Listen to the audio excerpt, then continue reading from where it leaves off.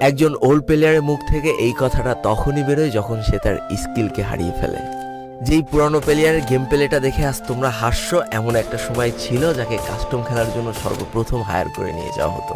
যেই পুরনো প্লেয়ারটার game play দেখে আজ তোমরা হাসছো, একটাবার খোঁজ নিয়ে দেখো সেই প্লেয়ারটার গেম প্লে দেখেই একটা সময় অনেক মানুষ গেম খেলা শিখেছে।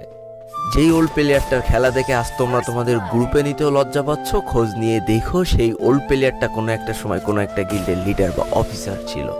যেই ওল্ড প্লেয়ারটা আজ তোমাদের রিভাইভ দিতে যেতে ভয় পাচ্ছে, মনে রেখো একটা সময় ছিল যখন এই প্লেয়ারটাই পুরো মাঠ একা ফাঁকা করে বুয়া নিয়ে আসতো। যেই নতুন প্লেয়ারগুলো শুধুমাত্র ডাইনামিক ডুয়োর সাথে গেম খেলার জন্য সারা রাত জাগো, তোমরা মনে রেখো যারা ওল্ড প্লেয়ার ছিল তারা সারা রাত খালি ট্রেনিং পিটাতো নিজেদের স্কিল ভালো করার জন্য। আমি জানি আজকের দিনের যারা অন ট্যাপ মারা প্লেয়ার তারা কখনোই ফিল করতে পারবে না যে বসে জুম করে উঠে হেডশট মারার মজাটা আসলে কি ছিল। আমি জানি যেসব ওল্ড প্লেয়াররা এই গেমের থেকে হারিয়ে গিয়েছে তারা এই গেমটাকে আজও ভালোবাসে। জীবনে এমন হাজারো ওল্ড প্লেয়ার আছে যাদের ফ্রি ফায়ারই ছিল জীবনে প্রথম রাত জাগার কারণ।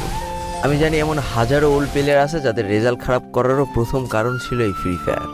আজকের দিনের নতুন প্লেয়াররা উচ্চ স্বরে বলে আমি ফ্রি ফায়ার গেমটাকে প্রচুর ভালোবাসি, আর যারা ওল্ড প্লেয়ার ছিল তারা বলতো ফ্রি ফায়ার আমার ইমোশন। একটা না দুইটা না অনেক কটি বছর এই ফ্রি ফায়ার গেমটার সাথে কাটিয়ে দিয়েছি, অনেক ভালো ভালো বন্ধু পেয়েছি, আবার অনেক